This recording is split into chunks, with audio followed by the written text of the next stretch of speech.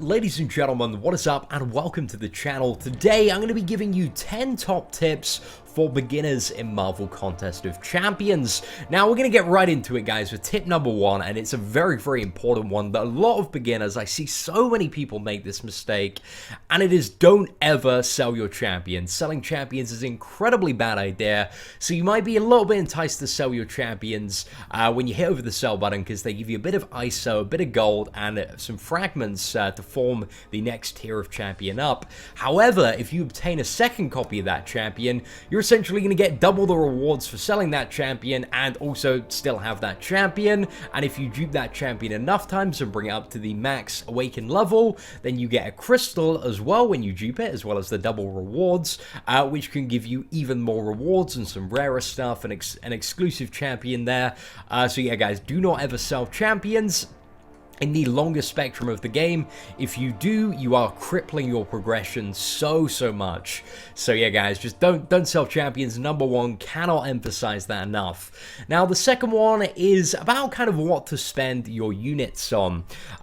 So the most important thing, in my opinion, to spend your units on initially is 2 masteries, which are very key to the combat in Marvel Contest of Champions under the utility tree, which are 2 masteries here called Parry and also one called Dexterity.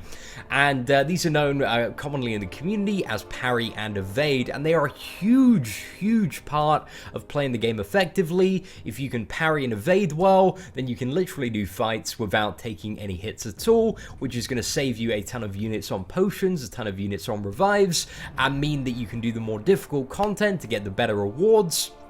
So yeah, these 2 masteries are pretty much key to buy initially, and then moving up in terms of what to spend your units on as well. This kind of ties into the second point, but after you got Parry and Evade, you want to look at saving up for the 2 masteries here called Precision and also Cruelty, which will give you a huge increase to your damage output. Precision means that you ups your crit chance by 10%, which pretty much doubles the base chance for most champions. And then Cruelty increases the damage. While it isn't a great critical damage multiplier, it still does a lot for your damage overall. So those are the 2 masteries that you probably want to focus on spending your units on after you've got Parry and Evade. So the third point is quite an important one, and this is going to seem very tempting when you're new to the game. But it's do not spend any units on premium hero crystals or featured hero crystals. They are insanely bad in terms of drop rates, and especially when it comes to kind of the mid to end game. You can get so many of them just by playing the game on a weekly basis. Like, as an endgame player myself, I can farm around, if I really wanted to, by doing all the stuff, I can farm about 40 of them every week. So that's about 4,000 units, whereas in terms of units, you can only get like 800 to 1,000 units a week, and that's if you're farming like quite a bit. So in terms of the wider spectrum of the game, do not buy premium hero crystals, as there are so many ways that you can get them free in game. So yeah, that's kind of a little bit of a pro tip here. The crystals that I guess are okay, guys, but to be honest, as a new player, you do want to focus on your masteries. They come up at the weekends, but the crystal shard crystals aren't bad. They're a little bit better, but still they're a tiny bit bad. You know, if you're new to the game, you're going to have a much more overall effective output increase by, you know, investing in the masteries and doing the story quest and event quest and all these other things that we're going to talk about in the video to, you know, expand your roster. So you've got Parry and Evade. A very important thing as well is parrying and evading does take quite a bit of practice, and if you do want to become like a pretty decent Marvel Contest of Champions player, you are going to have to sit down for a couple of hours and learn how to parry and evade. And I'm going to give you a link to a video in the description from my friend Dork Lessons, who has some incredible guides on how to parry and evade. But once you learn those 2 skills, like, you are set. You are going to be so ahead of the curve. You know, if you're a new player and within the first few days or week, you can master or at least get like a pretty good concept of parrying and evading, it's just going to be so good. You're going to find everything is so easy up to and including Thanos, and you're going to be able to, you know, get the rewards and do everything a lot faster, a lot more efficiently. So yeah, I really do suggest spending some time learning to parry and evade, because it is going to help you a lot. So you've got your masteries, you can parry and evade, you're not selling champions. What is the next tip, guys? And that is kind of when you're a little bit through the story quest, because it's good to start, you know, when you've initially played the game, probably get into about chapter 2 of the story quest. But once you've completed Act 2 of the story quest, it's really to set your main focus on doing the monthly quests. So every month, or about every like 30-40 days, a new event will come up under the event quest. At the moment, we have a Doctor Strange themed event. The events are usually tied into something that's going on in the Marvel Cinematic Universe. So at the moment, it is Doctor Strange. But these events, guys, they are limited time and have some pretty good rewards for the most part. So the reward at the moment for doing normal is 100% is a 3-star guillotine, a ton of 3-star fragments, a ton of premium fragments, some upgrade components, and loads of little goodies splashed here and there. But it's really important to, in my opinion, once you get to a level where you can clear these, to prioritize doing them over the story quest, and that's because the story quest is always going to be there. However, the monthly events are a limited time thing. You know, they only last for 30 days. So again, you know, I'd put my priority on clearing those events personally as a new player, and I personally did that, you know, when I started playing the game a few months ago, well, more than a few months ago, like earlier this year, I guess, and this really helped accelerate my progression, especially when it comes to expanding your 3-star roster. If you can, you know, 100% normal, you are pretty reliably going to get 2 3-star champions, and then you can just keep on building and building up your roster. At the moment, it's Guillotine, who's a great champion, so if you're a new player and want to dive in, this is a really good event to get stuck into. Now, the next tip is all about grinding arena early on. So if you are heavily invested in this game, if you're really enjoying it, which, to be honest, like, I certainly don't blame you. It's such a great game. There's an aspect of the game called Arena. Now, there are different brackets for Arena. There's basically a beginner's bracket. As far as I'm aware, there's two brackets. There's a beginner's bracket and a veteran's bracket. And the first 60 days of playing the game, so 60 days after your account has been created with Kabam, you're going to be moved into the veteran's bracket, and you're going to be competing against basically everyone else in the game. Now, in terms of how arena rewards work, especially the rank rewards, they are... Is this going to load? Okay, wonderful. They are all percentage based. So if you start grinding arena early on in the beginner bracket, in the first 60 days of playing the game, you are grinding against people who have also just started playing the game. And if you're watching this video, you are one of the people that has taken the initiative to learn more about this game. So you're going to be significantly ahead of the curve. If you can get in, grind arena early on, you can get some very easy 3-star and possibly 4-star champions, depending on how much you play, which, especially when you get to the veteran bracket, are a lot more difficult to get. So if you're playing the game really hardcore from the start, which, you know, if you do enjoy the game, I do suggest for the best rewards, you go pretty hard in arena in the beginning, because it's going to give you like such a huge benefit in the longer term.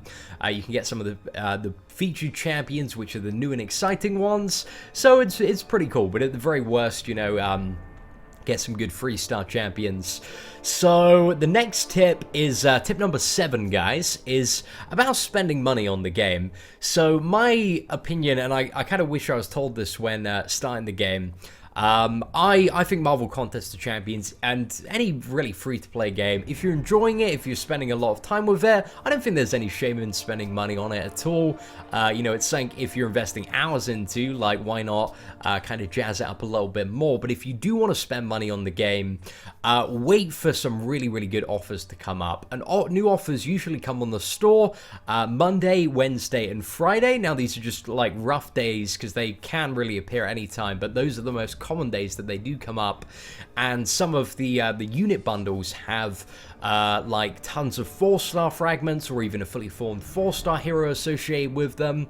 They can have bonus crystals. So basically, if you want to spend money smart and wait for really good offers to come up so that, you know, you can get the most impact from what you are spending.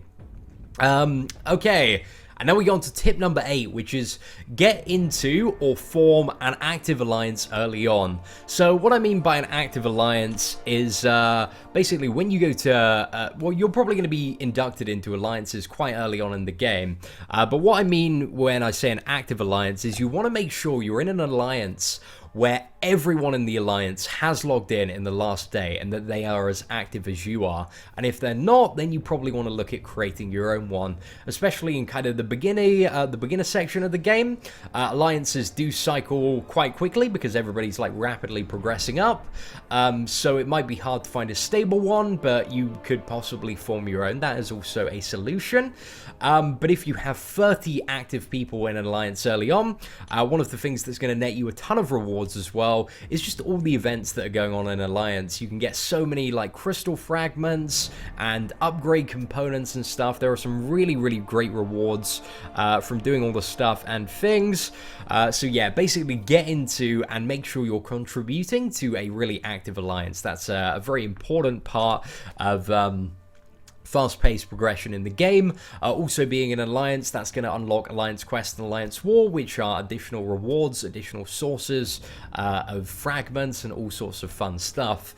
So yeah, guys, get into an alliance early on.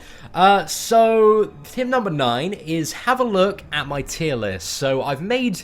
every month I do an update on something I like to call my tier list, which is where I basically rank champions in terms of their usefulness in the game. So it's kind of knowing which champions are like really good and which ones are maybe not so good is really helpful for choosing, you know, which champions you upgrade and which ones you focus your resources into. Because in some cases, 3-star champions that are duplicated, that, you know, you've obtained a multiple copy of, can actually be better than some 4-star champions. Like if we look at a 3-star Scarlet Witch or 4 or Star-Lord or Doctor Strange, those can be significantly better than a lot of 4-star champions, even at kind of like rank 3 level 30, and can be a lot more useful in terms of questing and boss fighting and all that stuff. So it's very, it's a good idea to educate yourself or just have that list for reference, you know, when you get a new champion.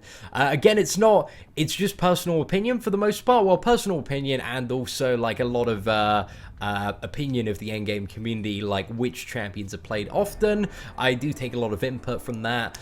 So yeah, it's quite a good guideline, guys. It's quite a good guideline. And the final one is focus on upgrading your most powerful 3-star and 4-star champions. So this basically means, you know, referencing the tier list and playing smart when it comes to the upgrades. If there's like a really good 3-star champion, say you got a Scarlet Witch and managed to dupe or awaken her, and she's like amazing, you probably want to focus on upgrading that character. Once you start getting 3-star champions, you shouldn't really worry about upgrading the 2-star champions, because even when you fully upgrade like a 2-star champion, it doesn't transition into a 3-star champion, etc. So focus on upgrading the most powerful and most beneficial champions, and hopefully the tier list is going to give you a decent overview of, you know, what is good and what is not. So guys, the links to a lot of the resources that I've mentioned will be in the video description below, so you can check that out down below. If you did enjoy this video, if you found it helpful, feel free to leave a thumbs up. If you're a veteran player watching this, feel free to leave some awesome tips for new players in the comments below, and anything that I might have missed out. But apart from that, guys, hope you enjoyed the video. Thank you very much for watching. Take care and have an absolutely fantastic day.